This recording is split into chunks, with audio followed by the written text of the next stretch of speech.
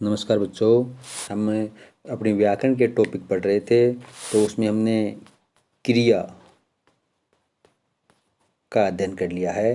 क्रिया और विशेषण दोनों मिला करके ये 2 अंक का एक प्रश्न पूछते हैं। दोनों में से चाहे क्रिया का पूछ लो चाहे विशेषण का पूछ लो।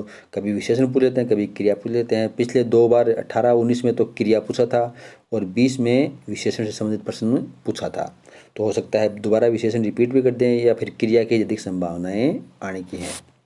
तो इनको आप क्रिया को मैंने पढ़ा दिया है, तो ये देख लेना, थोड़ा ढंग से याद कर लेना। आज हम पढ़ रहे हैं विशेषण। देखो, विशेषण विशेष, विशेषता, जो बात विशेष है वही विशेषण है।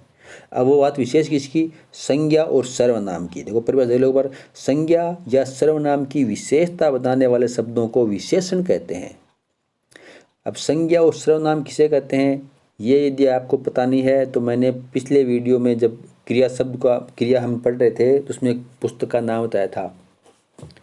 अपनी व्याकरण की जो माध्यमिक शिक्षा बोर्ड द्वारा अपने लिए 9वीं से 10वीं 11वीं 12वीं कक्षा तक शुरू की गई है, हिंदी व्याकरण और रचना प्रबोध।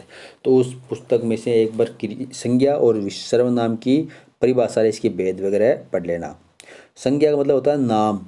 किसी भी स्थान, व्यक्ति, वस्तु, दशा, भाव के नाम को संज्ञा कहते हैं। और सर्वनाम सबका नाम। संज्ञा सर्वनाम का अर्थ होता है सबका नाम। संज्ञा के स्थान पर आने वाले शब्दों को सर्वनाम कहते हैं। तो ये थोड़ा और आप पढ़ लेना अगर पता नहीं है तो। दोनों के बारे में आपको पता है तो अच्छी बात है। अपन पढ़ रहे हैं विशेषण।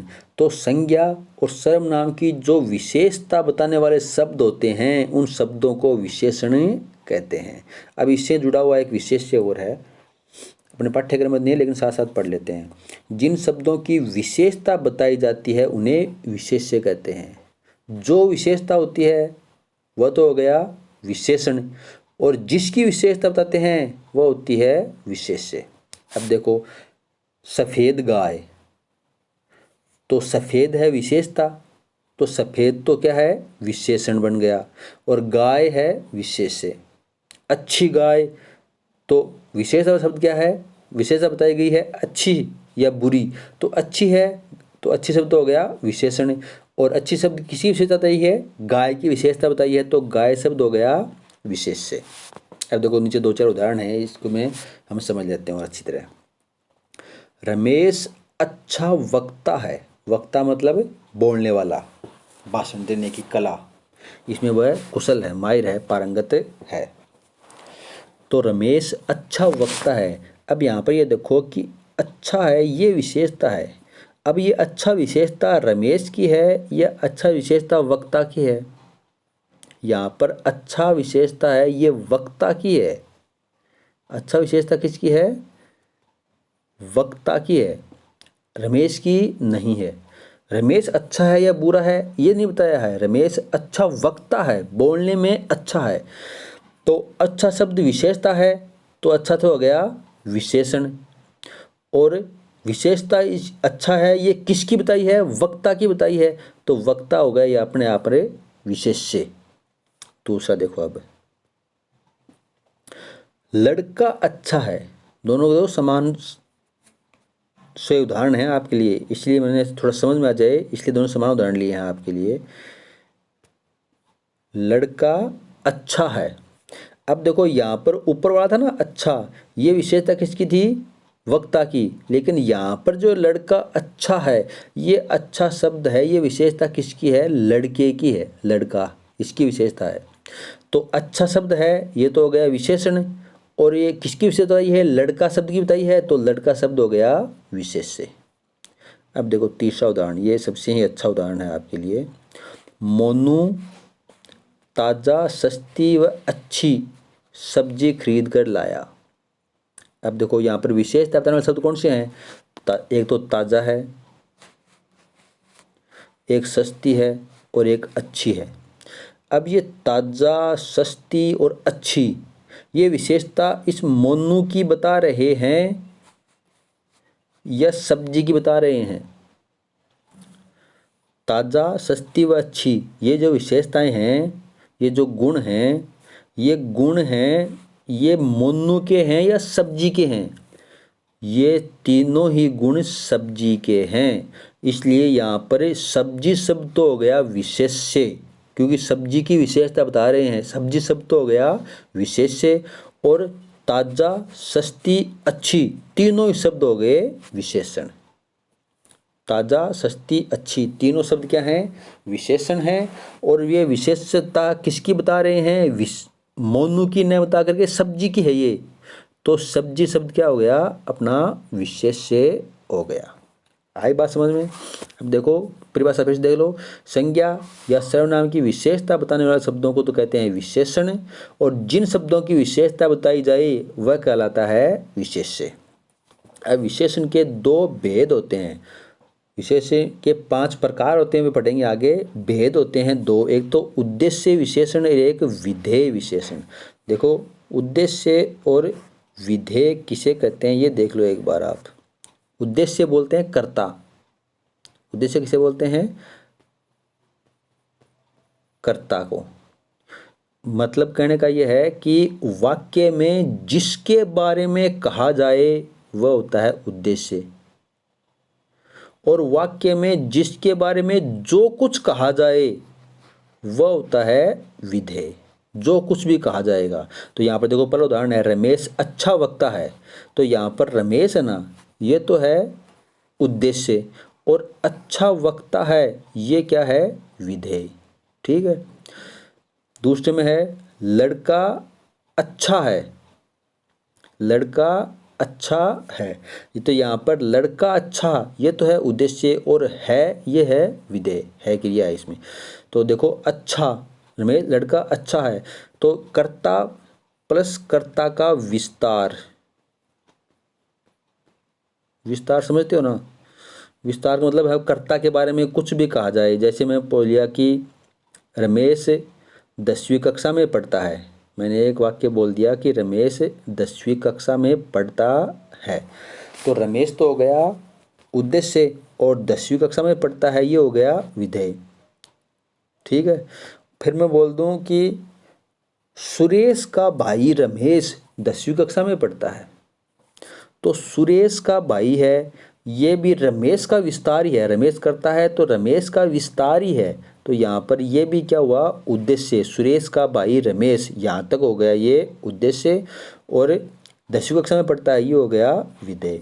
तो कर्ता और कर्ता के विस्तार को उद्देश्य कहते हैं, क्रिया और क्रिया के विस्तार को विधेय कहते हैं।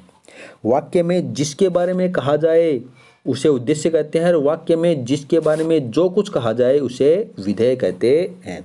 वैसे ही अपने पाठ्यक्रम में नहीं पूछेंगे कि विशेषण के कौन कितने भेद होते हैं, विशेषण के प्रकार पूछेंगे सिर्फ, तो उस प्रकारों का अध्ययन कर लेंगे। लेकिन अपना यहाँ पर है कि एक तो उद्देश्य विशेषण है, एक विधेय विशेषण। थोड़ा आपको बता दूं कि ये इनमें क्या अंतर होता है। उद्देश्य विशेषण किसे कहते हैं, विधेय विशेषण किसे कहते हैं, एक बार देख लेते हैं। उद्देश्य विशेषण किसे कहते हैं? विशेष्य से पहले प्रयुक्त होता है। उद्देश्य विशेषण होता है ना, ये जो विशेष्य होता है ना, जिसकी विशेषता बताते हैं उससे पहले लगता है। जैसे अच्छे बच्चे रोते नहीं, तो यहाँ पर बच्चे शब्द है, ये क्या है? विशेष्य, और बच्चे से पहले लगा हुआ है अच्छे, तो अच्छे शब्द हो गया विशेषण। तो यहाँ पर ये अच्छे शब्द है, ये क्या है? उद्देश्य विशेषण है, क्योंकि ये विशेष्य से पहले लगा हुआ है। दूसरा देखो विधेय विशेषण, इसकी विपरीत परिभाषा है। विशेषण के बाद प्रयुक्त होता है उसे बोलते हैं विधेय विशेषण। ये क्या है? विशेष्य के बाद लगता है। जैसे बच्चा अच्छा है, बच्चा अच्छा है, अब ये बच्चे की विशेषता है ना, लेकिन इसके बाद में लगा है अच्छा, तो ये किसका उदाहरण हो गया? विधेय विशेषण का उदाहरण हो गया। ऊंचे पहाड़ों पर चढ़ना मुश्किल है, अब देखो पहाड़ है, इसकी विशेषता है ऊंचे, लेकिन इससे पहले लगा हुआ है, तो ये उद्देश्य विशेषण का उदाहरण है। आगे देखो नीचे है पर्वत ऊंचे होते हैं, तो यहाँ पर ऊंचे हैं ये विशेषता, देखो दोनों में ऊंचे ऊंचे विशेषता है, लेकिन और पहाड़ पर्वत दोनों एक ही बात है, पहाड़ ऊंचे होते हैं ये भी लिख सकते हैं। यहाँ पर दूसरे में पहाड़ ऊंचे होते हैं, तो यहाँ पर पहाड़ की विशेषता बताई है, लेकिन पहाड़ के बाद में बताई है, तो ये तो है विधेय विशेषण का उदाहरण। और ये जो दूसरा वाक्य है ये जो दूसरा वाक्य है यह उद्देश्य विशेषण का उदाहरण है, क्योंकि इसमें विशेषता पहले लगी हुई है और इसमें विशेषता बाद में लगी हुई है। अब देखो विशेषण के भेद। विशेषण के 5 भेद होते हैं। कौन कौन से? एक गुणवाचक, दूसरा संख्यावाचक, तीसरा परिमाणवाचक, चौथा सार्वनामिक या संकेतवाचक और पांचवा है व्यक्तिवाचक विशेषण। ये पांचवा एक नया है, बाद में जोड़ा गया है। पहले विशेषण के 4 ही भेद माने जाते थे, लेकिन अब विशेषण के 5 भेद माने गए हैं। कितने? 5 भेद। पहला है गुणवाचक। तो पहले गुणवाचक विशेषण की देखो परिभाषा देखो। ऐसे शब्द जो किसी संज्ञा या सर्वनाम के गुण, दोष, रंग, रूप, आकार, स्वभाव अथवा दशा का बोध कराते हैं उसे गुणवाचक विशेषण कहते हैं। देखो संज्ञा या सर्वनाम का क्या हो सकता है? गुण भी हो सकता है, दोष भी हो सकता है, रंग रूप हो सकता है, आकार हो सकता है, उसका स्वभाव हो सकता है, उसकी दशा हो सकती है। ये सब शब्द बताते हैं जो विशेषता, वे क्या कहलाएंगे? गुणवाचक विशेषण कहलाएंगे। गुणवाचक।